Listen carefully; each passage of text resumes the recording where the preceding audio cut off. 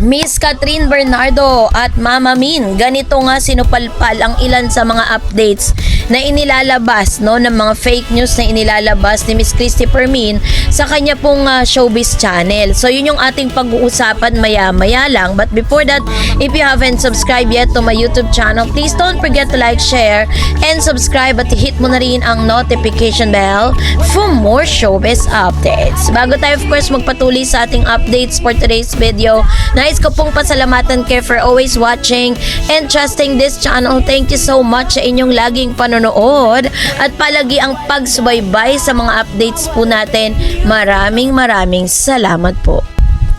Usap-usapan ngayon sa social media at entertainment circles ang kumakalat na balita tungkol kay Catherine Bernardo matapos umanong masangkot ang pangalan niya sa pahayag na nalaos na raw ang kanyang kasikatan at tila nabawasan na umano ang kanyang endorsement.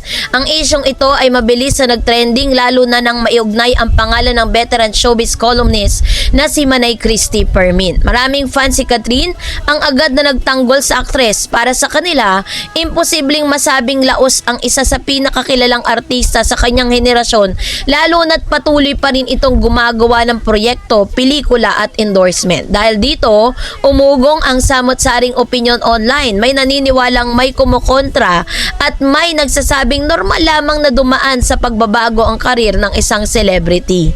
So nagsimula umano ang kontrobersya matapos lumabas ang mga komentaryo nagsasabing tila hindi na kasing ingay dati ng pangalan ni Catherine kumpara noong kasagsagang tambalan nila ni Daniel Padilla, at may ilan ding netizen na nagsasabing mas tahimik umano ang kanyang karir matapos ang hiwalayan nila. Kasabay nito may mga vlog at entertainment discussion na nagsasabing nabawasan umano ang endorsement ng aktres, at dito na pumasok ang pangalan ni Christy Permin na kilala sa pagbibigay ng matitinding showbiz commentaries. Ngunit agad ditong umalma ang tagahanga ni Catherine. Para sa kanila, malinaw na hindi laos ang aktres dahil nananatili pa rin ito isa sa pinaka-bankable celebrities ng bansa. Sa katunayan, kahapon po ay may inilabas po silang endorsement na ginawa po niya sa Maggi. At ito po ay isa sa mga manifestasyon na still nagtitiwala pa rin sa kanya ang ilan sa mga endorsement na kanya pong pinirmahan, 'di ba? Dahil meron po silang ganap kahapon na ipinost ni Mama Min sa kanyang Instagram account, at dito niya pinost maging ang mga fan ni Miss Catherine ay nagbigay din ng kanilang mga videos at kaganapan sa lugar na yan. So nagsimula umano ang kontrobersya matapos lumabas ang mga komentaryo nagsasabing tila hindi na kasing ingay ng pangalan ni Catherine kumpara sa kasagsagan nila ng tambalan ni Daniel. May ilan ding netizen na nagsasabing mas naging tahimik umano ang karir niya matapos ang kanilang hiwalayan. Pero syempre kasabay nito na nagsasabing nabawasan na nga daw yung mga endorsement na kung saan ito po ay inilabas si Manay Christy Permin. Pero syempre aalma ang ilang mga fans niya. Kung pagbabasihan ng kanyang naging karir sa nakaraang dekada, mahirap itangging napakalaki ng naabot ni Catherine Bernardo sa industriya. Mula sa pagiging child actress hanggang sa pagiging blockbuster queen, napatunayan niya ang kanyang kakayahan bilang artista. Ilan sa mga pinakatumatak niyang proyekto ay ang mga teleserye at pelikulang naging bahagi ng pop culture ng Pilipinas. Kabilang na dito ang Maria Clara, Princess and I, The House of Us, Hello Love Goodbye, and Hello Love Again.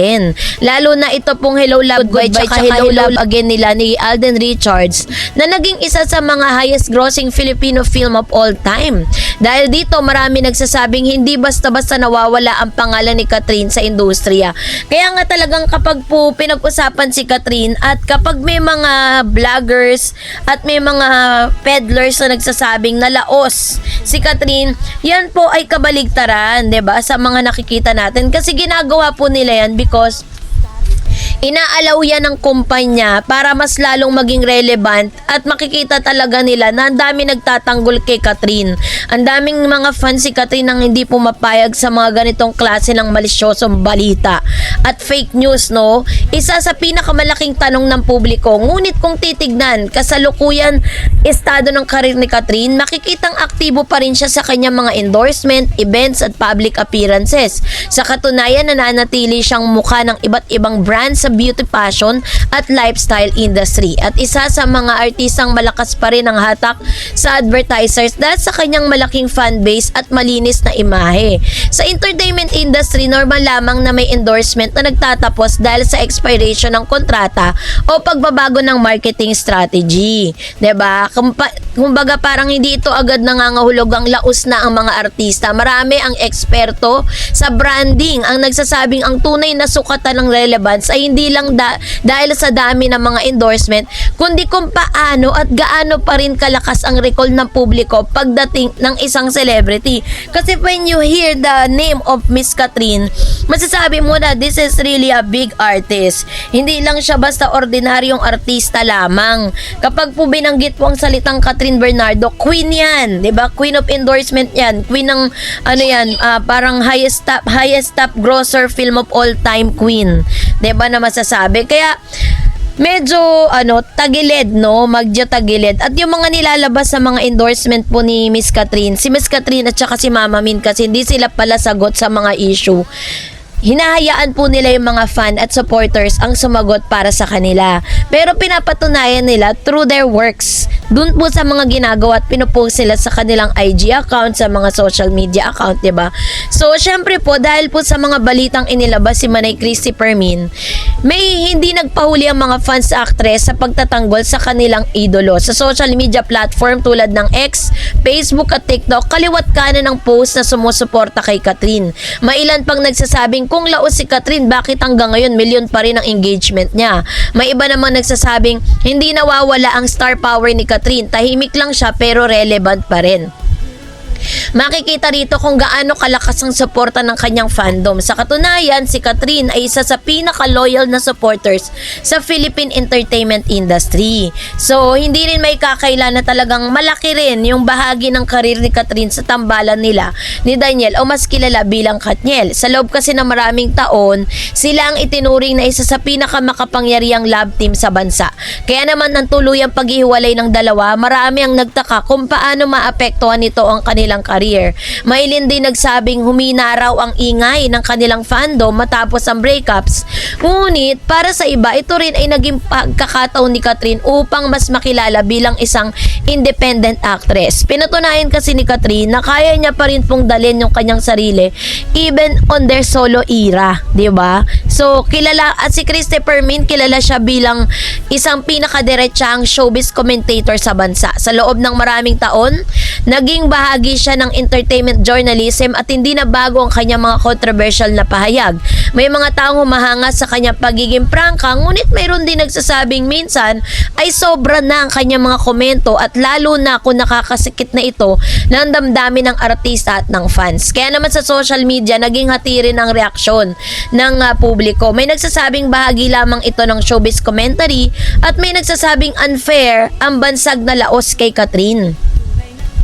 Kasi kung pagbabasihan naman natin, ang tunay naman na sukatan ng kasikatan sa modernong panahon, nag-iba na ang sukatan ng pagiging sikat. Noon, nakabase lang yan sa dami ng project sa TV.